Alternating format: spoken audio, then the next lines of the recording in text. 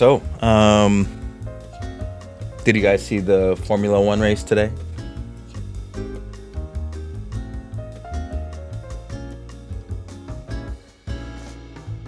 Me either. Okay, so the race itself was fairly non-eventful, but I do think it was a good opportunity to learn a little bit more about the teams, the driver lineups. So let's take a look at Red Bull.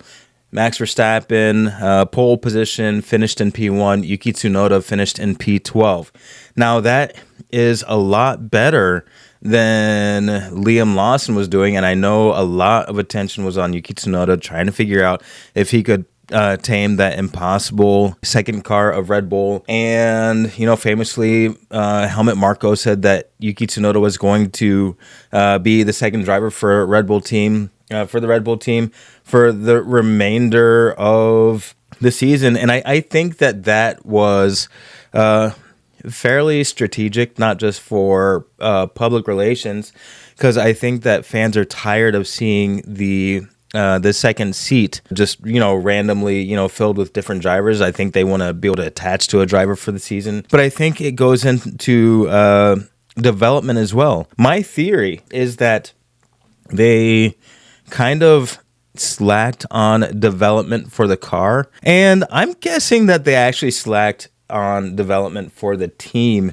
as well after Yuki Tsunoda, after Sergio Perez famously stated that he might be ready to race Max Verstappen. If you didn't see that, I mentioned that in one of my previous episodes. But I think that the second seat has some catching up to do.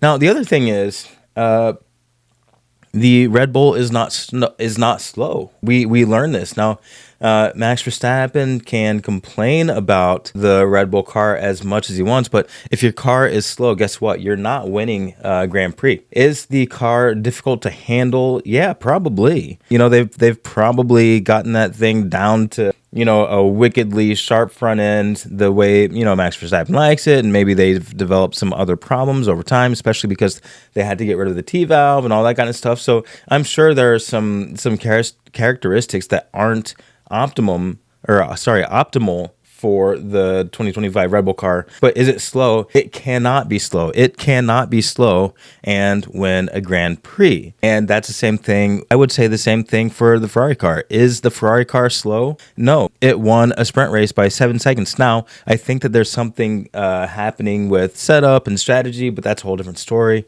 And I'll get to that in a second. Now, big story with McLaren, Lando in P2, Oscar in P3. Last year, they had indecision about whether Lando Norris was going to be the driver who was going after the World Drivers' Championship points. They really slacked on that. I think it cost Lando some points and ended up giving Red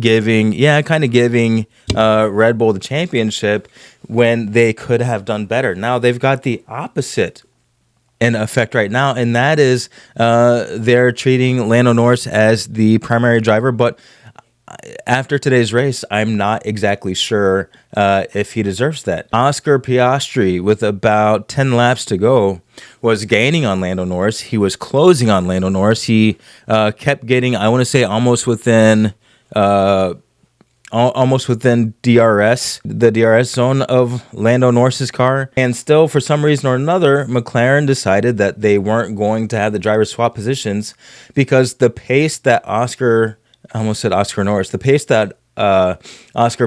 had, he very well could have given Max Verstappen, a run for his money in the closing laps. And they decided, McLaren decided that they weren't going to go for that. And they instead went for a safe P2, P3. It still would have been P2, P3 had Oscar Piastri not caught Max Verstappen, but it would have shown that McLaren was actually trying to win the race versus just placate and, kind of tuck the old tail between the legs and go home with a P2, P3 when they could have gone for maybe a P1, P3. George Russell ended in P5, but Kimi Antonelli was in P6 and closing. I think give it another 3 or 4 laps, and Kimi Antonelli definitely would have caught up with George Russell. And this is the 3rd race in. How old is Kimi Antonelli? He's like 12 right now, and he's still catching up to George Russell. I think that Kimi Antonelli, given a couple of years, is going to be the dominant, the primary driver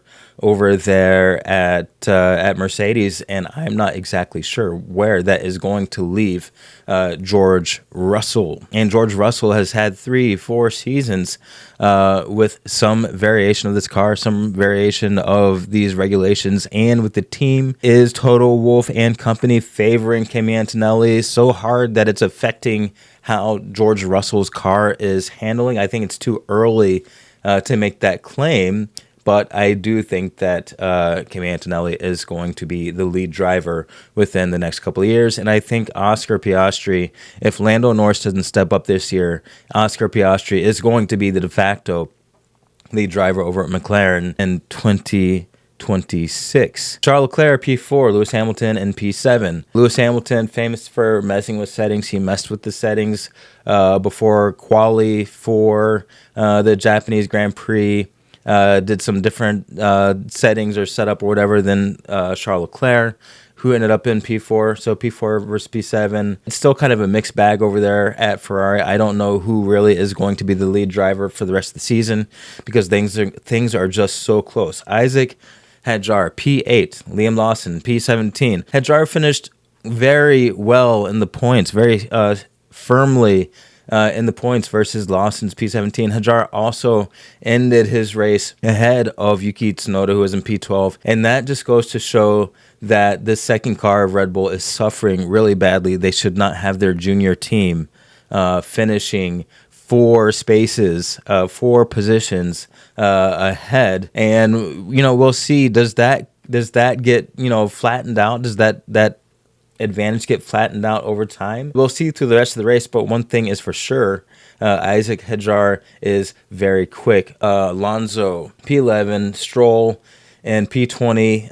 That really reminds me of one of my favorite Twitter quotes or memes or whatever from the day. It said something like, Stroll is genuinely out there sightseeing in a $20 million car. And yeah, it did feel like he was out for a Sunday drive, just kind of checking out the sights, cruising in Japan, seeing what's going on. And he ended up with a P20, and the guy's not even embarrassed. I think I'd be hanging my head low if I had that kind of result. Now, speaking of Aston Martin, rumor has it that Max Verstappen would like to someday work with Honda again. They're leaving that, out there in the open, and I think that in 2026 or even 2027, Max Verstappen makes his way over to Aston Martin. It's going to have Honda, it's going to have Newey, and Red Bull I don't think is going to have anything left for Max Verstappen, in which case is it going to be Yuki Tsunoda over at Red Bull, and then they bring in Isaac Hadjar because they are both wicked fast, and then they could keep Red Bull at least in a upper mid-tier position with the absence of Max Verstappen? Is it possible? Maybe that's what they do, but that's about it. There wasn't really that much I could talk about from today's race, besides just the fact that we've had a chance to learn a little bit more about the teams. Give it a couple more races, and I think that Ferrari is going to be out of the runnings for this year, and all they're going to be able to do is develop the car for 2026. Lewis Hamilton in P7 versus Leclerc in P4.